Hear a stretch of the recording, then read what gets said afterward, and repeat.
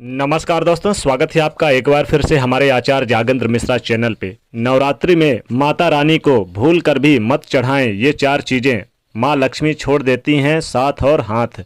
जी हाँ दोस्तों, चैत्र नवरात्रि की आप सभी दर्शकों को ढेर सारी शुभकामनाएं। आपके जीवन में माता रानी की ढेर सारी कृपा बरसे और जीवन खुशियों से भर जाए। देखिए, साल में 2 बार बड़े ही धूमधाम से नवरात्रि आती है और मनाते हैं। एक तो चैत्र माह में और दूसरा शारदीय नवरात्रि पूरे देश में श्रद्धा भाव से मनाई जाती है। और इस बार जो चैत्र नवरात्रि है वो 13 अप्रैल 2021 दिन मंगलवार से शुरू हो रही है और इसका समापन 21 अप्रैल को होगा।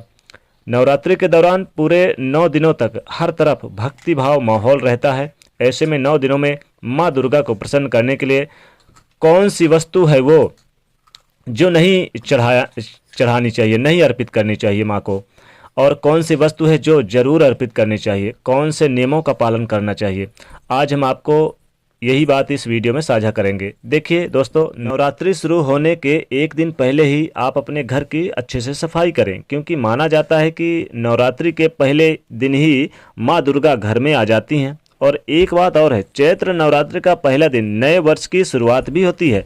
तो इस दिन आप आनंद के साथ, हर्षोल्लास के साथ इस दिन को व्यतीत करें तो पूरा साल आपका अच्छा रहेगा। माँ के आगमन की खूब अच्छे से धूमधाम से तैयारी करना है। इसके साथ ही आप अपने घर में मुख्य दरवाजे को अच्छी तरह से सफाई कर लें। थोड़ा सा यानी कि 1 बाल्टी पानी डाल दें, गंगा जल से छिड़काव कर दें।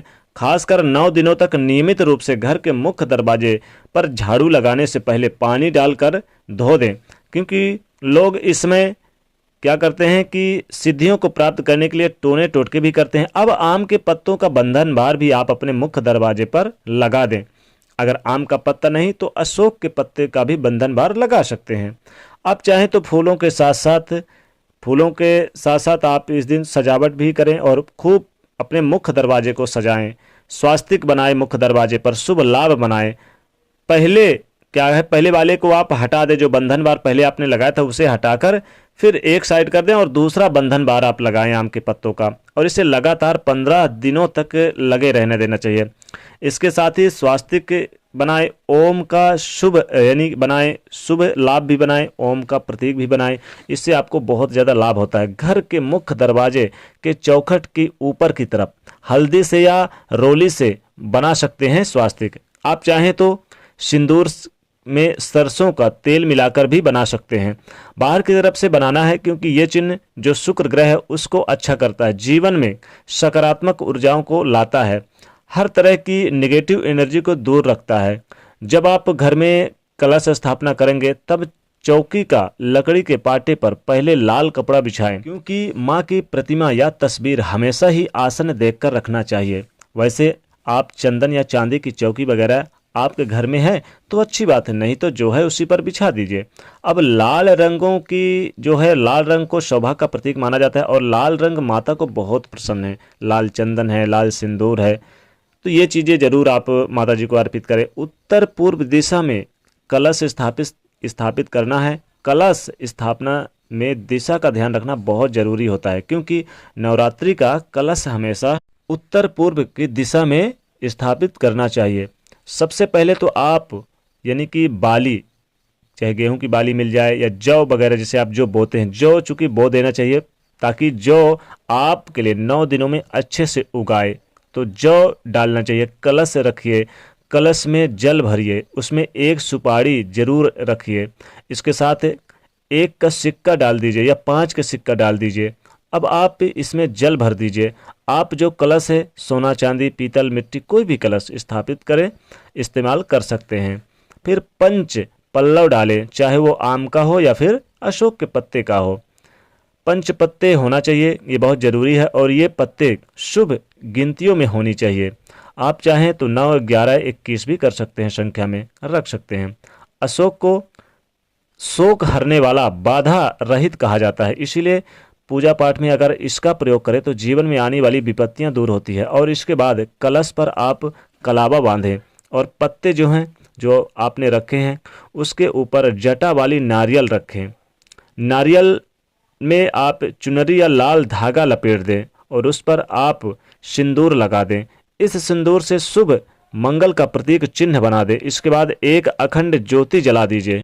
चूंकि चैत्र नवरात्रि के दौरान अपने घर के पूजा स्थान पर दीपक जरूर जलाना चाहेंगे। अगर आप नहीं जला पाते तो अखंड ज्योति सुबह शाम दोनों बेला पर दीपक जलाइए। इससे माँ की कृपा आपके ऊपर सदैव बनी रहती है। माता खूब प्रसन्न होती हैं। माता को इस दिन इलायची वगैरह लौंग वगैरह चढ़ाइए। माता जी से अपनी मन की इच्छाएं बोलिए। आपके मन में हर इच्छा को पूर्ति करने के लिए माता से आशीर्वाद मांगिए। जो अविवाहित हैं अपने विवाह के लिए वर मांगे, और जो संतान के लिए संतान के लिए, और जो यानी कि अपने वैवाहिक जीवन को सुखमय बनाने के लिए सारे यानी चीज़ों को आप प्राप्त कर सकते हैं माता से। बिजनेस, व्यापार, नौकरी, इन तमाम चीज़ों से माँ से भक्ति पूजन करें। चूँकि 13 अप्रैल से शुरुआत हो रही है इस बार की चैत्र नवरात्रि, तो इस बार की जो शुभ मुहूर्त होगा वह सुबह 13 अप्रैल को सुबह 5:42 से घट स्थापना की शुरुआत होगी और सुबह 10:42 तक रहेगा। इस बीच आप घट स्थापना करें। शैल पुत्री माँ का प्रथम दिन रहेगा, तो विधि विधान से पूजा करें। देखिए 9 दिनों तक माँ दुर्गा की उपासना उसका मनाया जाता है, और इसके साथ हम शक्तियों की उपासना का पर्व भी कहते हैं, चूँकि शक्ति की उपासना का दिन भी है। अब इस दिन माँ को क्या नहीं चढ़ाना चाहिए ये भी ध्यान देने की बात है, क्योंकि बहुत सारे लोग क्या करते हैं, कुछ भी जो मन में आता है चढ़ा देते हैं माता को। तो ऐसे 4 चीज़ें कौन सी वस्तु हैं जो बिल्कुल ही नहीं चढ़ाना चाहिए माता को। इससे माता जी नाराज हो जाती हैं और माता लक्ष्मी जी आपके घर का साथ छोड़ देती हैं। माता लक्ष्मी जी आपके घर से दूर हो जाती हैं। अगर आप चाहते हैं कि माता दुर्गा और माता लक्ष्मी जी की कृपा आपके घर में बनी रहे, तो आप इस दिन ये 4 चीज़ें बिल्कुल ना चढ़ाएं। चूँकि देखिए मंगलवार के दिन से शुरू हो रही है इस बार की चैत्र नवरात्रि, तो ऐसे में इस बार जो माँ दुर्गा है ना, उनका आगमन घोड़े पर होगा, और जबकि इनका माता दुर्गा का देवी का प्रस्थान कंधे पर होगा। अगर आप माँ दुर्गा को पूजा और यानी कि करते हैं, पूजा आराधना करते हैं, तो आप इन नियमों का पालन जरूर करें। सबसे पहले तो आप मंदिर जाएं, नहा धोकर विधिवत स्वच्छ कपड़े पहन के। घर में भी पूजा कर सकते हैं, और घर में स्वच्छ कपड़े पहने और आप माता रानी की पूजा करें तो साफ सफाई का विशेष ध्यान दें। सात्विक भोजन कीजिए। घर में कलह कलेश बिल्कुल मत कीजिए। इस दिन लड़ाई झगड़े ना करें, और साथ ही साथ बड़ों का सम्मान कीजिए और ऊंचे आवाज में मत बात करें। अब यहाँ पर ये 4 चीज़ें बिल्कुल मत चढ़ाइए।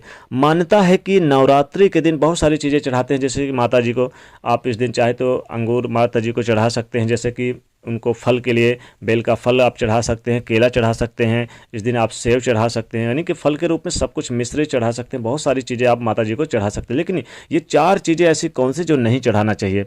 मान्यता है कि नवरात्रि के दिन नींबू नहीं काटना चाहिए और नींबू नहीं चढ़ाना चाहिए माता जी को। ठीक है, ध्यान रखिएगा। मान्यता है कि नींबू नहीं काटना चाहिए, नहीं चढ़ाना चाहिए, तो आप भी ऐसा ही करें। नींबू का प्रयोग माता जी को बिल्कुल ना करें।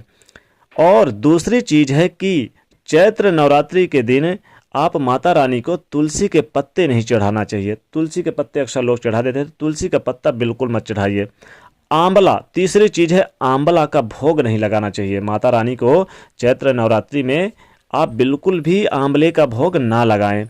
और चौथी चीज है दूर्वा घास। दूर्वा घास भी मत अर्पित करिए। दूर्वा घास बिल्कुल नहीं अर्पित करना चाहिए नवरात्रि के दिन माता रानी को, बिल्कुल भी मत करें। यानी 4 चीज नहीं अर्पित करना है, नहीं चढ़ाना है माता जी को। नींबू और दूर्वा घास, और आप आंवला और तुलसी के पत्ते, ध्यान रखिएगा। इन 4 चीज़ों को कभी भी भूल कर भी न चढ़ाएं, नहीं तो माता लक्ष्मी जी आपका साथ और हाथ दोनों छोड़ देती हैं। दोस्तों वैसे भी पूजा आराधना करके माता जी से मन वांछित फल की प्राप्ति कर सकते हैं, अपने मन की सारी इच्छाओं को पूर्ति कर सकते हैं इस चैत्र नवरात्रि के दिन। इस बार की शुरुआत चैत्र नवरात्रि 13 अप्रैल से हो रही है, दिन मंगलवार से, जो कि कई सारे शुभ संयोग लेकर आ रही है। एक तो सर्वार्थ सिद्धि योग, अमृत सिद्धि योग के साथ शुरू हो रही है। दोस्तों अगर आप चाहते हैं कि और ज़्यादा आपके ऊपर आशीर्वाद बने आपके ऊपर माता लक्ष्मी और माता रानी की, तो आप कमेंट सेक्शन में जय माँ लक्ष्मी अवश्य लिखें, और जाते हैं तो वीडियो को लाइक जरूर करना है, तो चैनल को सब्सक्राइब करें और शेयर करिए। जय माँ लक्ष्मी।